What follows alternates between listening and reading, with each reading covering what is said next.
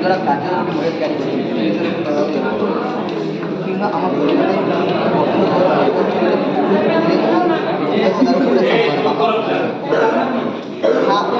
ପ୍ରାପ୍ତ ବ୍ୟକ୍ତିର ବ୍ୟକ୍ତିରେ ଏହାର ଲମ୍ବ ପ୍ରାୟ 12 ସେଣ୍ଟିମିଟର, ଏହାର ଉଚ୍ଚର ପ୍ରାୟ 9 ସେଣ୍ଟିମିଟର, ଏହାର ଓଜନ ପ୍ରାୟ 250 ସେଣ୍ଟିମିଟର 300 ଗ୍ରାମ।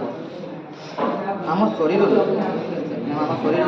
ଊର୍ଦ୍ଧ୍ୱ ମହାଶିରା ଓ ନିମ୍ନ ମହାଶିରାରୁ ଆସୁଥିବା ଅଙ୍ଗାରକାମ୍ଳଯୁକ୍ତ ରକ୍ତ ପ୍ରଥମେ ଏହି ଉଦ୍ଭିଦର 4 ଜଟିଳ ଗଣିତରେ ପହଞ୍ଚିଥାଏ। ସେହି ଜଟିଳ ଗଣିତରୁ ଦକ୍ଷିଣ ନିଳୟ କପାଟି ଆଦି ଦକ୍ଷିଣ ନିଳୟରେ ପହଞ୍ଚିଥାଏ।